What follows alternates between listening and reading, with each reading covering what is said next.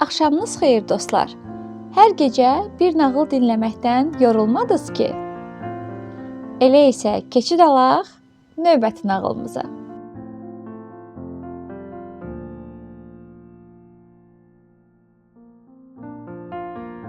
Bu axşam sizə Dovşanların quyruğu niyə qısadır adlı Yapon nağılını danışacağam.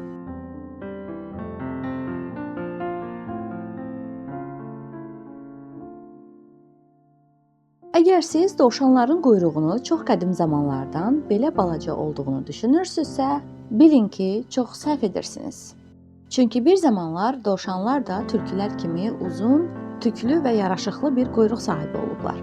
Amma hər şeylə maraqlanan və macəra həvəsli olması səbəbindən bu gözəl quyruğundan məhrum olublar. Bax, elə nağıl da bundan bəhs edir. Dovşan bir zamanlar dənizin ortasındakı adada yaşayırdı. Hər tərəfi sularla əhatə olunmuş bu adadan uzaqlıqda qitə vardı. Dovşan öz kiçik dünyası olan adasında yaşamaqdan elə də məmnun değildi. Qitəyə getmək, orada yaşayanlarla danışmaq istəyir, amma ora necə gedib çıxacağını bilmirdi. Çünki üzə bilmədiyi üçün ağlına başqa bir çıxış yolu da gəlmirdi. Adanın yaxınlığında çoxlu timsah yaşayırdı. Bu timsahlarla danışarkən bir gün dovşanın ağlına bir fikir gəlir. Sizcə bu dünyada timsahların sayı çoxdur, yoxsa dovşanların? Timsah qardaş. Əlbəttə timsahların sayı çoxdur. Mən isə dovşanların sayının timsahlardan çox olduğunu əminəm. Deyən dovşan təklif irəli sürdü. İstəsən hesablaya bilərik. Sən bütün timsahlara xəbər ver. Buradan o uzaqdakı torpağa doğru yan-yana düzlənin. Mən onları bir-bir sayım. Sonra geri qayıdıb dovşanları sayaram və əldə etdiyimiz sayları qarşılaşdırarıq. Niyə olmasın? Timsah razılaşdı. Bütün timsahlar dovşanın dediyi kimi ada ilə qitə arasında yan-yana sıraya düzülmüşdü.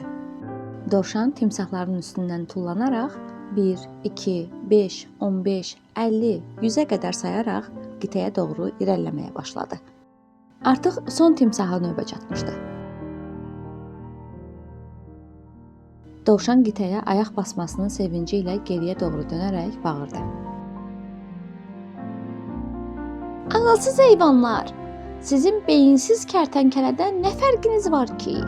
Mən artıq qitəyə çatdım. Dovşanları da siz sayın zəhmət deyilsə. Amma timsahları aldadan dovşan biraz tez sevindi. Çünki bu sözləri eşidən sonuncu timsah başını çevirən kimi qitəyə doğru tullanan dovşanın quyruğunu uzun çənəsi ilə qapdı. Dovşan canını qurtara bilsə də, o gözəl quyruğundan məhrum oldu.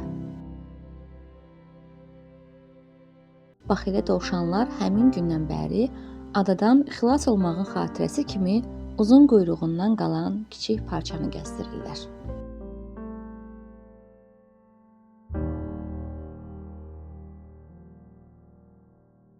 Bu axşamki nağılımızın da beləcə sonuna gəldik. Növbəti axşam yeni bir nağılla qarşınıza gələcəyik. Amma siz hansı nağılı dinləmək istəyirsinizsə, mütləq şərhlərdə bizimlə bölüşün.